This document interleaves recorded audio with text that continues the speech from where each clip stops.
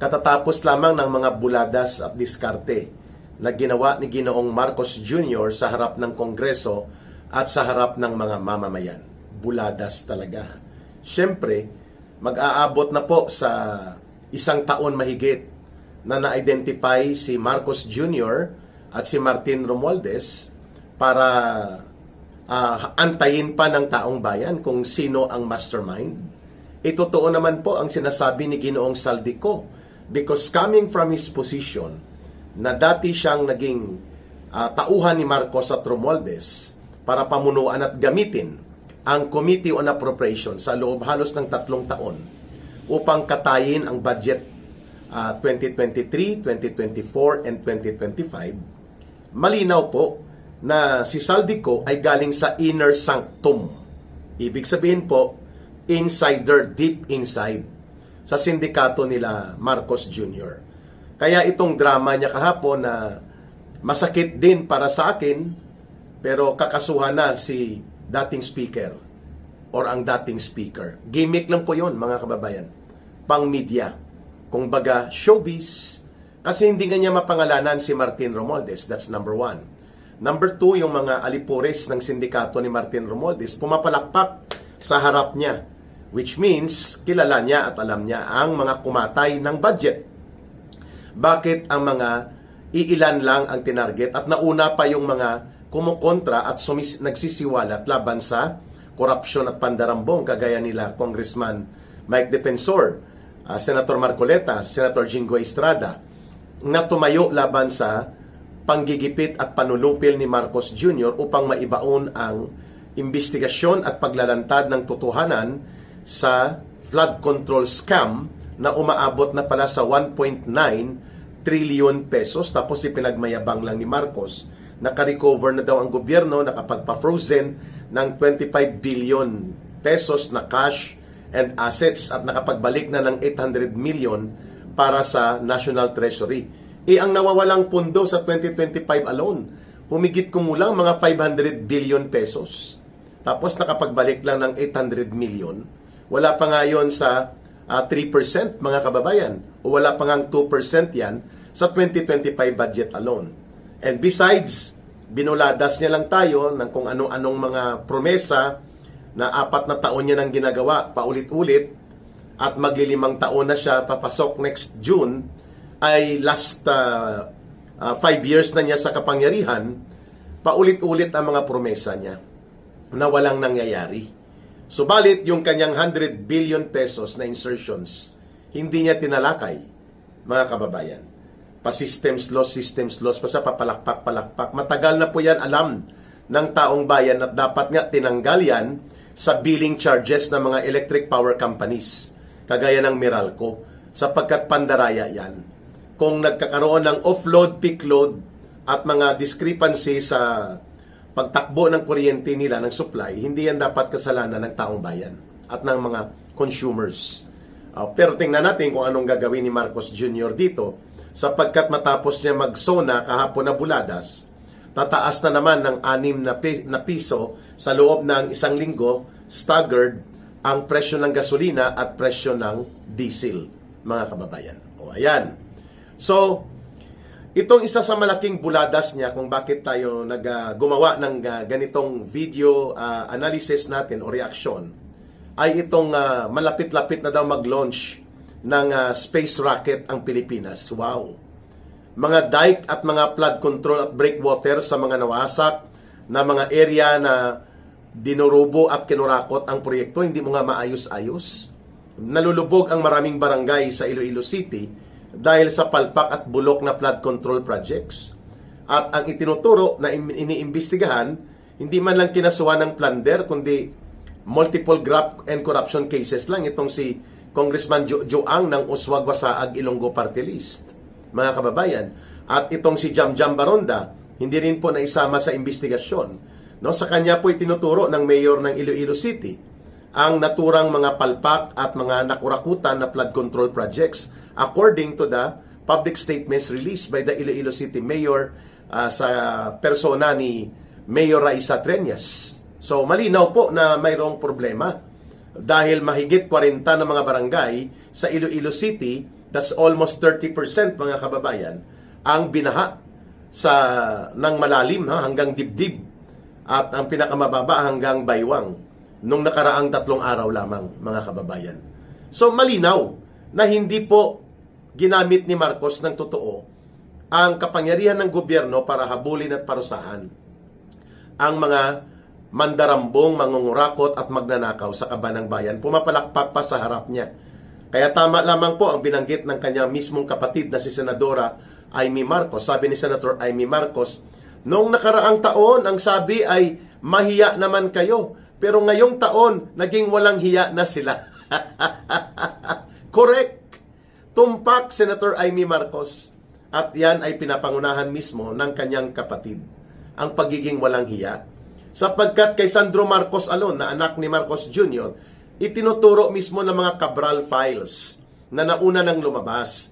At mismo ng mga former Marines na naging detailed security kay Saldico and even Saldico himself at ang mga Diskaya couple at pati si Governor Chavit Singson. Itinuturo na itong si Sandro Marcos ay mayroon pong almost mga 31 billion pesos sa loob ng 3 taon na mga insertions at flood control na hindi po makikita o wala man lang totoong proyekto na naganap sa Ilocos Norte. At syempre, sino pa ba ang kasabwat dyan? Hindi lang naman yan si Sandro Marcos. Syempre, kasabwat si Marcos Sr. Si Marcos Jr. Kaya nga, like father, like son, like grandson. In the genetics na talaga, no?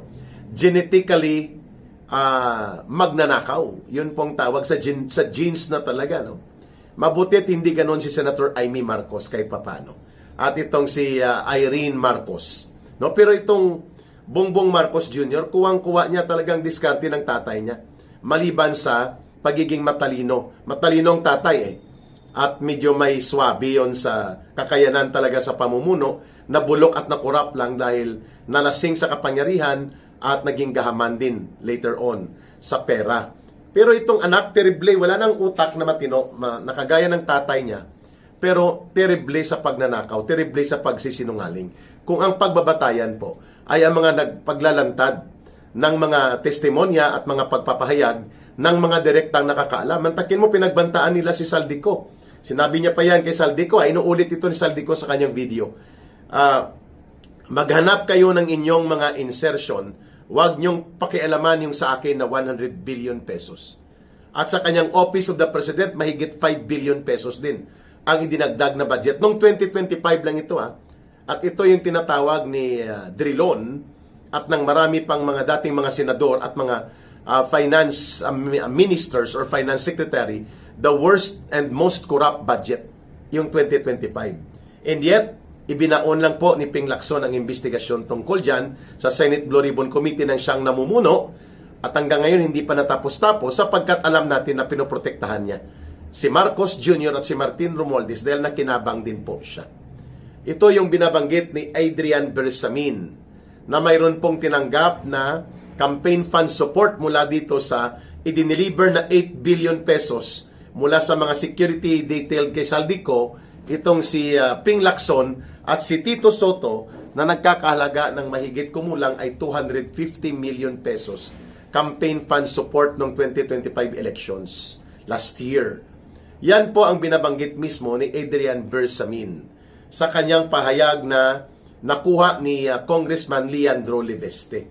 Si Adrian Bersamin, isa ito sa mga most trusted bag operators ni Marcos. Ang isa, si Yusek Jojo Cadiz, na itinago niya at nakapaskil noon ang kanyang item sa Department of Justice.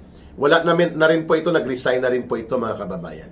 And din ito si Adrian Bersamin, under ito sa Office of the Executive Secretary, at the same time, chief ito ng Presidential Legislative Liaison Office. Ito yung dumudugtong sa mga kongresista. At in short, bagman ang trabaho nito, mga kababayan, facilitator. At may isang delivery nga na umabot na ng mga 8 billion pesos, lalo na nung panahon ng kampanya ng elections noong 2025. At kaya nga itinuro din yan si Ping Lacson at si Tito Soto na nakinabang. At syempre sila tulfo doon sa mga mali-maleta delivery na ito. At yan po ay ibinunyag mismo ng 18 former soldiers na naging security detail kay Saldico. At si Saldico mismo ang nagbunyag niyan. And there was a collection of information relayed to Congressman Leandro Liveste by Adrian Bersamin. Si Little Boy ang tawag sa kanya. Okay? Kasi maliit lang yata na mama ito si Yusek Adrian Bersamin. Ngayon, ito mga space rocket, mga systems laws, at kung ano-anong mga pabida ni Marcos Jr., bulatik na lang po yan kasi hindi niya maayos-ayos ang master plan for flood control and flood mitigation, and other environmental management component para sugpuin ang pagbabaha sa maraming mga highly urbanized areas and urban centers ng ating bansa. Ito po ay nakompleto, itong master plan for flood control, mitigation, and management noong panahon ni Pangulong Duterte. Ngunit tinulugan lang ito ni Ginoong Marcos. So ano po ang ipagmamayabang niya sa SONA? Wala. Kahit sampahan pa ng kaso si Martin Romualdez, which without, ang isasampa lang siguro nila multiple graft and corruption para makakapagpiyansa kasi magiging bailable yan. Compromise lang ba? For a show. Para lang maipakita sila. Pang showbiz nga ito drama nila. So tingnan natin kung isasampa nila ang multiple counts ng graft and corruption or plunder. Ang isasampa at makukulong si Martin Romualdez. Kasi kung multiple counts of graft and corruption lang, bailable po yon. Ibig sabihin po, inaariglo lang nila yon hanggang makatapos ng termino niya si Marcos. At kung hindi niya maipagtatagumpay ang maitim na balak na no elections, mananatili po si Romualdez na walang pananagutan. Diskarte na lang po yon sa Sandigan Bayan. Samantalang yung hindi mga nagnakaw, lumaban sa korupsyon at pandarambong, at kritiko sa kabulastugan at katarantaduhan ng gobyerno ni Marcos, kagaya ni Senator Marcoleta, at nanindigan din itong si Senator Jinggoy Estrada, and even si former Congressman Mike Defensor. Kami po na mga nagiging kritiko ng gobyerno na to, kinakasuhan, ikinukulong.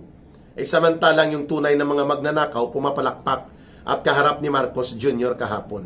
Tama yung sinabi ulit ni Senator Amy Marcos. Ano nang nangyari doon sa mahiya naman kayo? Parang sa taon na ito ay naging mga walang hiya na tayo. Okay din ang mga birada ni Manang Amy. Mga walang hiya na tayo. O mga walang hiya na kayo. No? Kung tayo magsasabi niyan, kasama si Marcos, sila Romualdez. Second point ng ating balita at talakayan dito, hindi po niya tinalakay ang malubha na problema ng pagkalugmok ng agrikultura. Sa totoo lang po, nananatiling backward, non-industrial, underdeveloped, and non-mechanized ang ating agricultural sector. Kulang-kulang lang po sa 32% ang may access sa irigasyon na napapatubigan na mga lupaing natatamnan ng palay. Kulang-kulang lang po sa 27% ang mechanized sa ating mga sektor ng agrikultura. Karamihan sa agribusiness pa. Kaya naman nagiging net importer tayo ng bigas dahil ang lumang teknolohiya pa sa panahon pa ni Moses, yung kalabaw at araro, ay teknolohiya pa yan na na-discover sa panahon pa ng unang sibilisasyon nang nagbubuo pa ng agricultural, horticultural sector nila o lipunan noong panahon nila Moses at ng mga unang sibilisasyon sa ilog Yangtze, sa Nile River at sa ilog ng Babylonia.